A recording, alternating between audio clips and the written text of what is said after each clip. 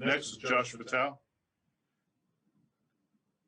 Ryan, Josh Vitale from the Montgomery Advertiser. I wanted to ask about running back depth. I know you're still recruiting, but only 2 scholarship guys in that position. Do you anticipate that being filled out, and will Devin Barrett be a part of that running back mix?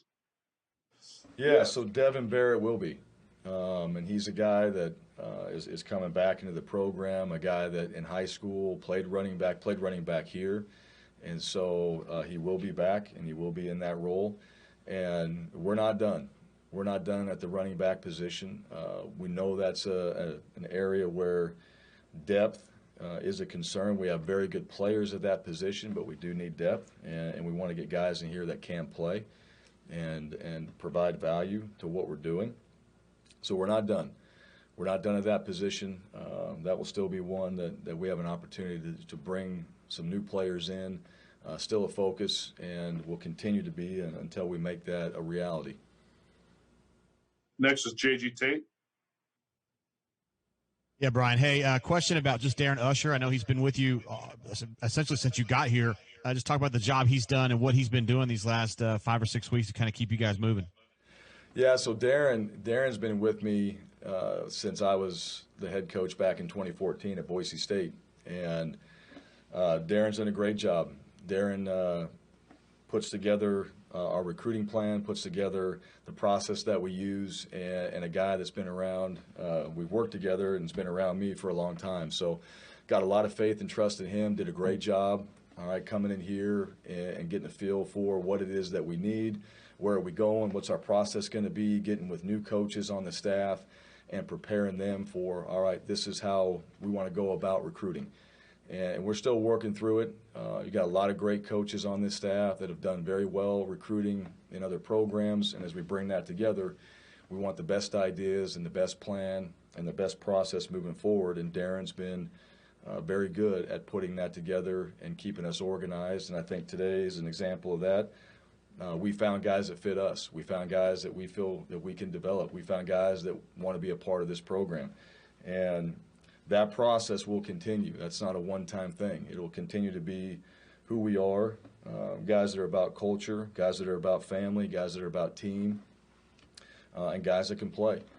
And, you know, the guys that are going to fit what it is that we're looking for in those positions. So it's not only depth, we're creating competition as well. We want everybody on this team to have an opportunity to play.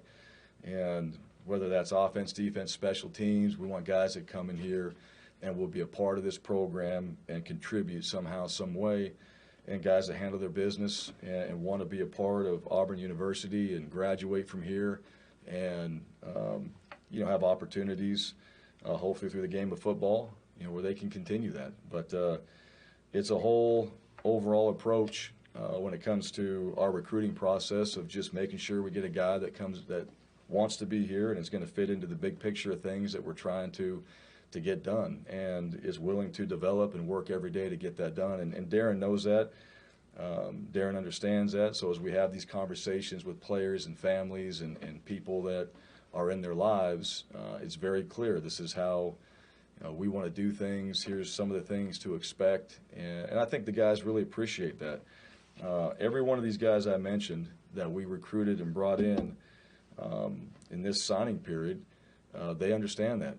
They know they're going to come in here and work hard. They know that they got to compete. They know that when opportunities come up, they've got to seize that. And they know what type of culture and people that we want to have in this program. So that's why I'm fired up on these guys, because they know what they're getting into. And these guys will work extremely hard. I think they're all going to come in here and be very good football players for us, great people, and are going to help our program to be successful. Next is Thomas Murphy. Hey, Coach, the importance of the transfer portal has grown year after year in terms of recruiting, but how do you go about balancing recruiting out of the portal versus recruiting out of high school? Yeah, it's a good question. I'm not sure anybody has a for that. It still comes back to, all right, what are you looking for? You look at the needs that you have, and then is that an older player? Is that a freshman? Is that a developmental guy? Are there opportunities for that? I think you just have to go back and look at your roster and say, all right, what fits, and then ultimately it comes back to, all right, what type of people are you recruiting, and whether they're transfers, high school players, junior college players, that's still got to be the deciding factor, in my opinion. And the transfer portal is going to be interesting for everyone. We're seeing it right now, and I think when guys put themselves in that position, there's got to be an opportunity for them. There's also got to be an understanding of why is it that they're leaving another program, and is it the right fit at the end of the day. And so just like any high school player we recruit, any JC player we recruit, it would be no different in that process. And so that relationship connection and all the things to make sure that you have the right fit for your culture, that still has to be established. And I think that's one thing that everybody's learning right now. It's not just plug and play, and you take somebody that's played at a high level. You still have to go through that process, recruit, and still got to be a good fit for them. And it's not just football. It's academically, it's socially, it's all these things that matter when you choose a university to be a part of, whether you're a transfer or not. So it's still about recruiting. It's still about that same process for us, and then just making sure that we have the right fit and we have the right player and person in our program. And that won't change regardless of where they're coming from.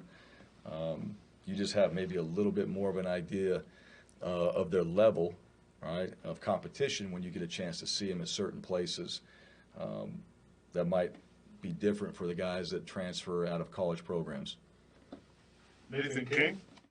Hey, Brian, Nathan King, Auburn Undercover. Do you anticipate that your staff is finished with the signees for today in particular? Well, I think so. All right, I think so. And things always change. I would anticipate that we're not done, all right, through this next 48 hours. Let me say that. And so I think, like I said before, recruiting never ends. That will be a process all the way through this semester. It'll continue on, and that's just part of where we are right now, and I think that's always going to be the case. I don't see that changing. And we just had the question about the transfer portal. The way recruiting's going now, it never ends. You have your 2 signing periods, but there's always an opportunity. There might be attrition, there might be things that change in your program, and you're still trying to find the right people to be a part of it. So, our staff right now, we feel good about where we're at. We feel good about the work that's been done, the guys that we've signed, and who's in this program right now. But that will continue, and we need to finish this class. We need to finish and make sure that we do have our numbers filled, and we have our depth and competition at each position, and then we continue on, and if things change, we adjust from there. But it's a combination of finishing now on to the next class and having those conversations, building those relationships with the future of our program, and making sure that we're getting a chance to connect with high school coaches, which right now is challenging. That's probably the most challenging thing at this point, is not being able to have people on campus, not being able to get out and meet these high school coaches and see them face to face, having clinics where we can get the high school coaches on campus, and that's something where that is a disadvantage right now that we've got to be able to make up when we have an opportunity to do that. We're connecting with the high school coaches, but that's something that I'm looking forward to, making sure that we have that opportunity to connect, build those relationships for these coaches, to get to know our staff. And then when we get players and families on campus and they get around our coaching staff, they get around our team, they get around just the vibe that's here at Auburn, I think that's going to help us tremendously as we move forward in our recruiting process. Philip Marshall. Hey, Brian, could you just talk about there's a lot of talk always about the competitiveness of recruiting in the SEC, and you're surrounded by some folks that are constantly up there high.